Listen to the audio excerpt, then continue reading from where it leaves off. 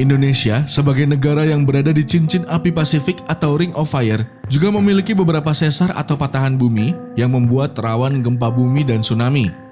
Badan Meteorologi, Klimatologi, dan Geofisika atau BMKG mencatat pada 2021 lalu, ada 10.570 kali gempa dan 244 diantaranya berkekuatan di atas 5 magnitudo. Seperti yang terjadi di 3 lokasi berbeda pada hari yang sama, Jumat 18 Februari 2022, yang mengguncang Pangandaran, Luwu Timur, dan Bandung.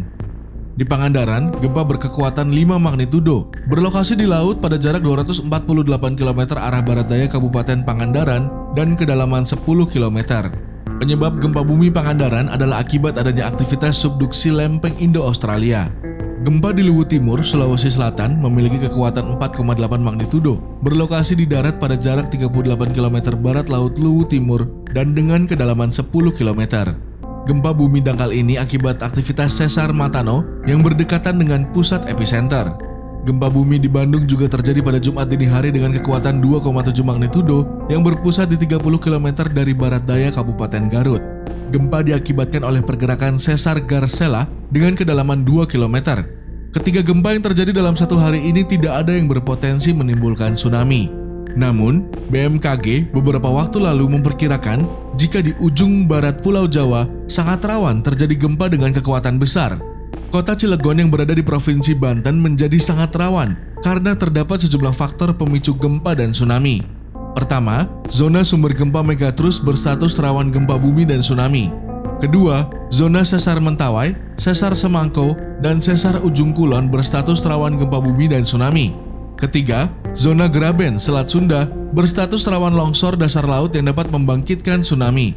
Dan keempat, faktor Gunung Anak Rakatau yang mana jika terjadi erupsi juga dapat memicu tsunami.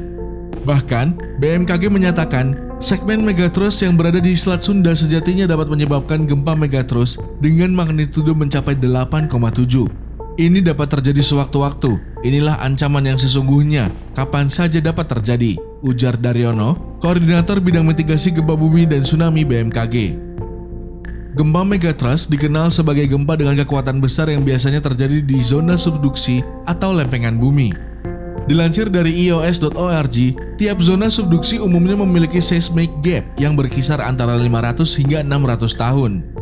Namun, beberapa zona subduksi memiliki seismic gap yang lebih singkat, yakni sekitar 200 hingga 300 tahun.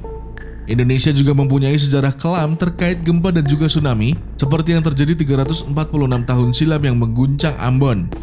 Pada 1674, tsunami raksasa setinggi puluhan meter menimpa Hila dan Lima di Pulau Ambon dan Pulau Seram, sehingga menewaskan 2.322 orang. Menurut BNPB, tsunami yang terjadi pada saat itu mencapai 70 hingga 90 meter.